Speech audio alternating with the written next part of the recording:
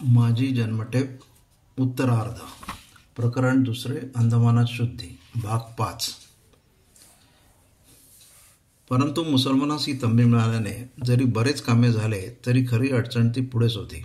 कारण त्या मुलास मुसलमान होऊ द्यायचे नाही म्हणून पर्यवेक्षक जरी म्हणाला त्यास हिंदूंचे पंक्तीतच बसवा तरी हिंदूंची पंगत त्याला बसू कशी देणार. त्याने 1-2 दिवस मुसलमानी पंक्तीत जेवण घेतलेले होते ना. इतकी भांडाभांडी करून मुसलमानाचा दुष्ट हेतू विफल केला, पण आता हिंदूंच्या पुढे काय करणार. ही अडचण बारीने तेव्हाच टाळली, पण पहिल्या दिवशी चूप राहिला. कारण पर्यवेक्षकाने त्यासही थोडा दाबला होता. इकडे आम्ही निरोप जाडून थकलो. हिंदूत कुजबूज सुरूच की आपण नाही बुवा त्याच्या पंक्तीत बसणार. अंदमानात हिंदूत पुन्हा निरनिराळे भेद मानले जात नसत. सर्व हिंदू हाताहातांच्या अंतराने एकाच ओळीत बसत आणि मुसलमान दुसऱ्या. तेव्हा कित्येक हिंदूंच्या मिन्नतवाऱ्या केल्या. सांगितले, अरे हा मिर्झा आपल्या मुलास प्रथम त्याच्या पापी भोगलालसीस बळी देऊन नंतर त्यांचा धर्मबळाने छिनावून घेतो. आज प्रथमच तो थरकापत आहे. आता त्यास दाग बसला आहे. तोच तुम्ही त्या मुलास हिंदू पंक्तीत नको म्हणून म्हणाला तर बारी आता प्रतिवृत्त म्हणजे रिपोर्ट धाडून पर्यवेक्षकाची देखील आपल्या बाजूचा निकाल दिला म्हणून फटफजिती उडवेल.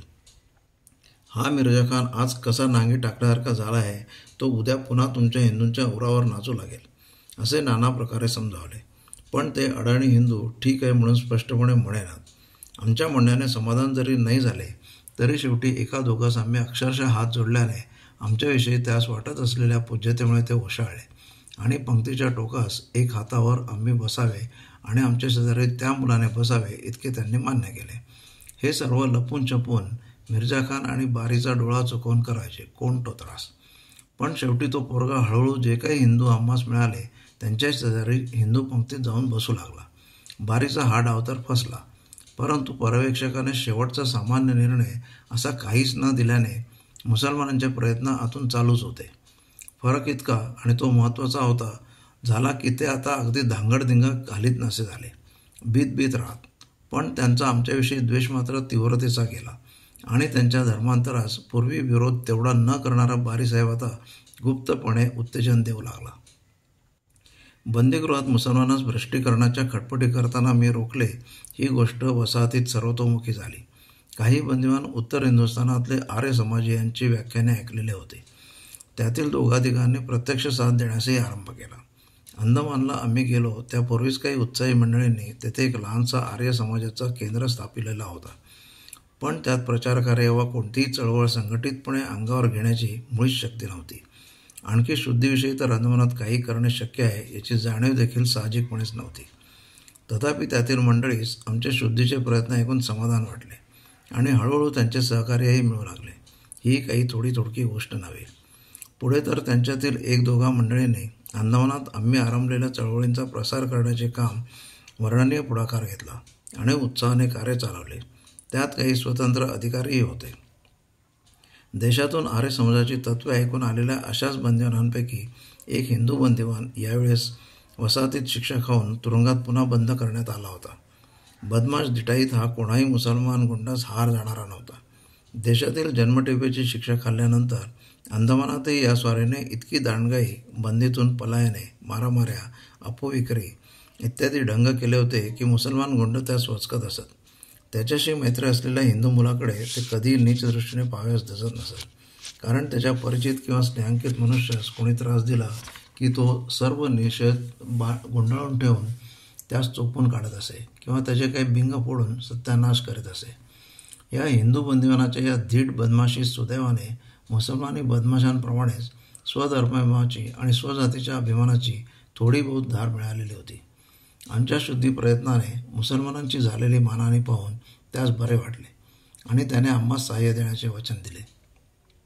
आम्ही आता असा निश्चय केला होता की ज्या नीच बदमाशात आम्हास दिवस कंटावे लागत आणि ही जातीय कार्य पार पडावी लागत त्यांच्या शिवीगाळी, चोरीमारी, मारकाट इत्यादी बिभत्स आणि नीच शस्त्राने झुंज देण्यासाठी धटाशी आणावा धट, उद्धटी सोडावा उद्धट याच नीतीचा अवलंब करून मुसलमान गुंडांची खोड मोडण्यास हिंदू गुंडास हाती धरायचे. त्याप्रमाणे या बंदिवानास आम्ही पहिले काम असे सांगितले की पूर्वी मुसलमान झालेला एक 25 वर्षाचा हिंदू तरुण जो पुन्हा हिंदू होऊ इच्छित आहे म्हणून आम्हास म्हणत असे त्याचे प्रकरण हाती घेऊन तडीस लाव. अम्मास पर्यवेक्षक एकदा म्हणाला होता की हिंदूच मुसलमान पाठवितात म्हणून नुसते ओरडता का?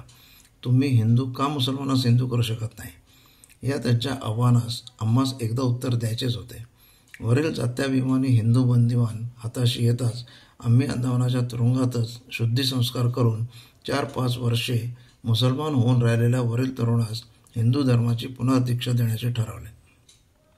त्या बंदिवानाने इतक्या उत्साहाने कार्य मनावर घेतले की त्याच्याशी स्नेह असणाऱ्या आणखी एका वाटलेल्या हिंदू मुलाने मन त्याने पुन्हा हिंदू होण्यास वळवले आणि कोणाच्याही धाक दपटशास न जुमानता ते कार्य उघडपणे करण्यास तो सिद्ध झाला.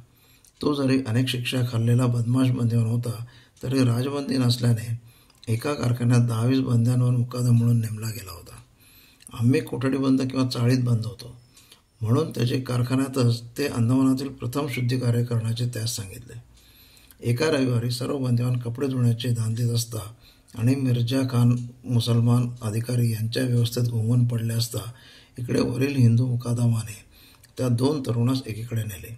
स्नान करून नवे कपडे घालून ते दोघे 3 हिंदू समक्ष आम्ही हिंदू धर्मात परत येऊ इच्छितो, आम्हा स्वीकारा म्हणून प्रार्थना करते आले. त्यास तुळशीपत्र खाव्यास देऊन गीतेचे श्लोक आणि तुळशीदासाच्या रामायणाचा अध्याय वाचून दाखवून शुद्धी समारंभानिमित्त हेतुपूर्वक गुप्तपणे करून आणलेला शिरा सत्यनारायणाचा प्रसाद सर्व हिंदू बंदिवानात वाटण्यात आला. हा प्रकार काय चालला आहे हे मिर्झा खानास समजण्यापूर्वीच जो तो आपल्या खोल्यात जाऊन बसलेलाही होता. त्या दिवसापासून त्या दोघा मुलांनी निमाज पडण्याचे सोडले. आम्ही सर्व त्यास हिंदू नावाने हाका मारू लागलो. मुसलमान त्यास मुसलमानी नावाने हाका मारीत तर त्यांना ते ओ देईनात. ते तुळशी रामायण पुन्हा वाचू लागले आणि हिंदूंच्या पंक्तीत जेवू लागले. या झटपट शुद्धी समारंभाची ही टोम पाहून बंदिवानात मोठीच खळबळ उडाली. काही दिवस मुसलमान अधिकाऱ्यांनी बारी देखील अगदी चूप राहिले, कारण त्यास धाक होता की जर त्यांनी पर्यवेक्षकास ही कागळी कळवली तर ते आम्हास मागचे सर्व भांडे नोकरून काढण्यास आयतेच निमित्त होईल. त्यातही मुसलमानास अजून आशा होती की माझ्या प्रयत्नास 2-4 जण सोडून हिंदू लोकच आज नाही उद्या प्रतिकार केला अजून राहणार नाहीत. आणि शेवटी तेच खरे झाले, कारण तेथे असलेल्या एका हिंदू तंडेलाने हिंदू बंदिवानात आमच्या या शुद्धीकृत हिंदूस पुन्हा हिंदूंच्या पंक्तीत नेऊन बसवण्याच्या खटाटोपीने पसरत चाललेल्या गुपचूप असंतोषास वाचा फोडली आणि आम्हास पाण्यास शिवण्याची बंदी दिली. राजबंदिवानाचा धाक असल्याने ते कोणी अधिकाऱ्याकडे उघड प्रतिवाद करण्यास व खटला करण्यास गेले नाहीत. तरी आम्हास हिंदू लोकातील या तंडेलाचे अनुयायांनी गुपचूप चिमटे घेण्याची पराकाष्ठा केली. आम्हास आमच्या तोंडावर भंगी बाबू म्हणून पदवीदान करण्यासही या ठाकूररावांनी कमी केले नाही. इथेच हेही सांगून टाकणे इष्ट आहे की इतके झाले तरी दिवसेंदिवस या भंगीबाबूचाच पक्ष, भंगीबाबू म्हणजे मुसलमान झालेल्या मनुष्याबरोबरही त्यास हिंदू करून तो जेवतो तो इतका जोराने वाढत चालला की शेवटी त्याचा प्रमुखपणे अभिमान घराण्यात देखील ठाकूर तंडेलाची स्वारीच स्वतः समाविष्ट झाली. कारण 2-3 वर्षाच्या आत वरील ठाकूर बंदिवान हिंदुत्वाचा पक्का प्रचारक झाला आणि शक्य ते सहाय्य आम्हास देऊ लागला.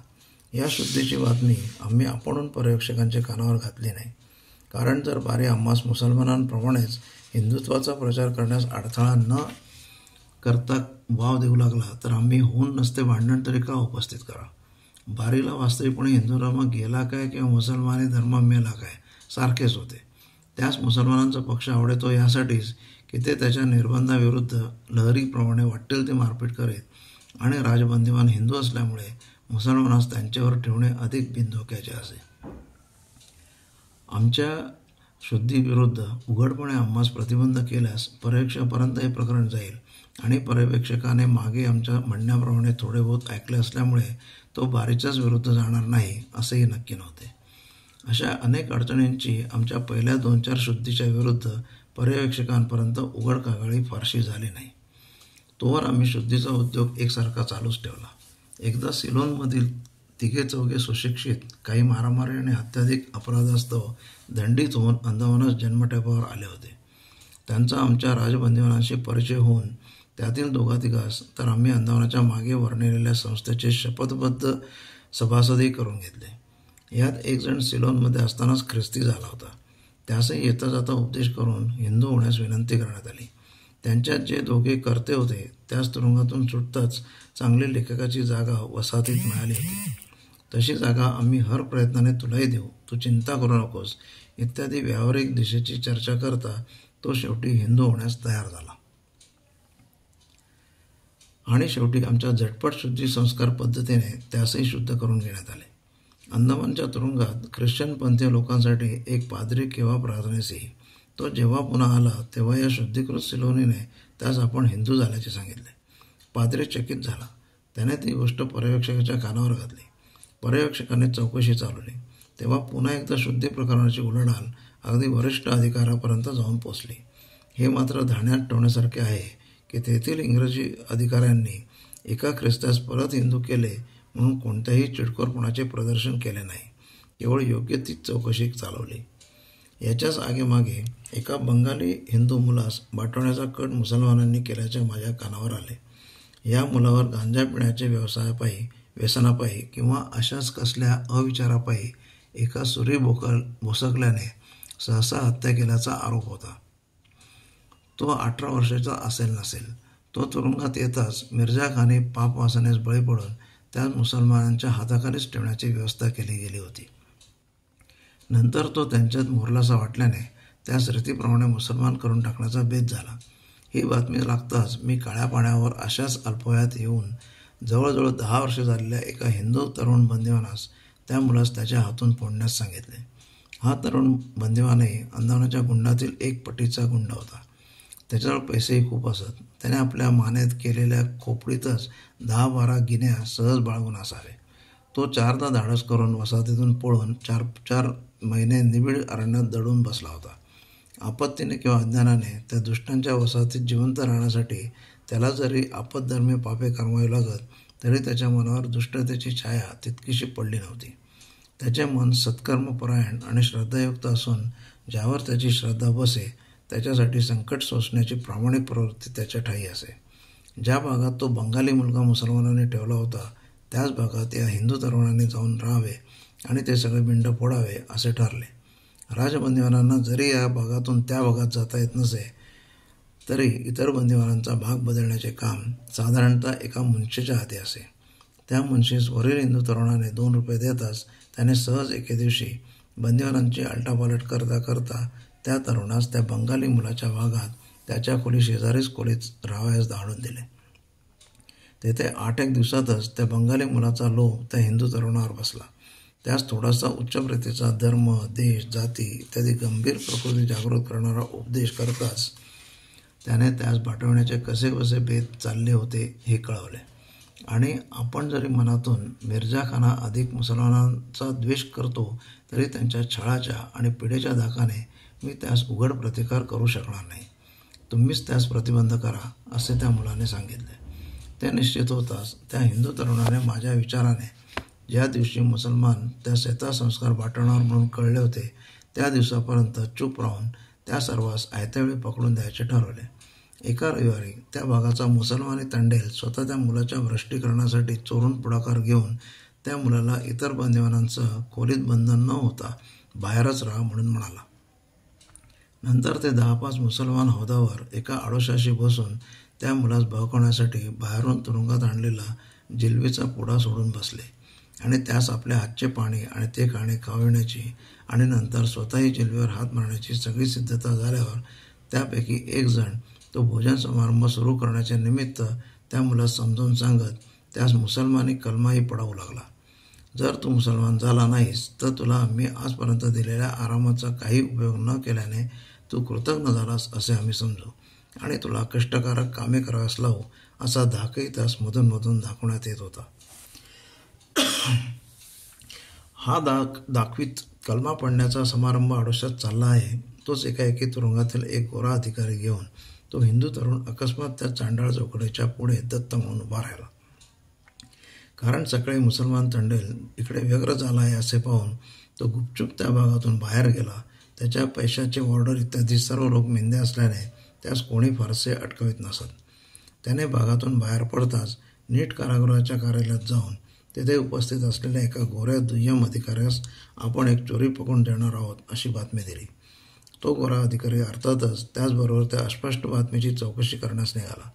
मुसलमानांची भ्रष्टीकरणाची वेळ आधीच कळलेली असल्याने तो हिंदू तरुण त्या गोऱ्या अधिकाऱ्यासमक्ष त्या मुसलमानास त्या मुलासह, त्या जिलबीसह, त्या निमाजासह अचानक येऊन असा पकडता झाला. तो मुसलमान तंडेल एकदम मेल्याहून मेल्यासारखा झाला. त्या मुलाला खोलीत बंद न करता आपल्याशी येऊन बसणे, जिलबी कारागृहात चोरून आणणे, इतर बंदिवानास निर्बंधाविरुद्ध एकत्र करणे, हे कारागिरी अपराधच त्याची खोड मोडण्यास पुरेसे होते. त्यात आता हा नवीन बळाने हिंदूच मुसलमान करण्याचा अपराध दरीस पडलेला. त्या हिंदू तरुणाने मागची सर्व कथा अधिकाऱ्यास समजावून सांगितली. खटला भरला गेला. बारी त्या तंडेलाच बचावण्यास धजला नाही. त्या बंगाली मुलाने आपल्या कथनात सर्व वस्तुस्थिती पर्यवेक्षकासमोर खटला चालताना सांगितली. पर्यवेक्षकावर त्याचा अर्थातच परिणाम होऊन आम्ही आजपर्यंत मुसलमानी नीच धर्मवेडाचा हिंदू बंदिवानास भयंकर त्रास होतो म्हणून जे प्रतिवाद करत आलो होतो ते किती खरे होते त्यांच्या ध्यानात आले. या खटल्यात मुसलमानांनी आमचे नाव गुंतवून आम्ही मुसलमानास हिंदू करतो म्हणून कथन केले. तेव्हा अनासायास आम्हास बोलावणे झाले. आम्ही ही गोष्ट अर्थातच मान्य केली आणि पर्यवेक्षकास मागे माझ्याशी झालेल्या संभाषणाची आठवण देऊन म्हटले की आपणच आव्हान दिले होते ना की हिंदू लोक का मुसलमानास पाठवित नाहीत. त्या आव्हानात असलेला आपला गर्वितार्थ असा असावा की मुसलमान धर्मभ्रष्ट होणे इतका दुर्बल नसतो आणि हिंदू धर्मात आपल्या अनुयायांना सांभाळण्याची देखील शक्ती नाही, मग आक्रमणाची गोष्टच दूर. पण ही समजूत चुकीची आहे आणि मनात आणतील तर हिंदूही परधर्म्यास आत्मसात करू शकतील हे आता मुसलमानांच्या आणि आपल्या ध्यानात आलेच असेल. प्रथम हिंदू प्रतिवाद करीत की मुसलमान आम्हास पाठवतात. आता मुसलमानांची पाळी आली आता हेच रडगाणे गाण्याची की हिंदू त्यास पाठवतात.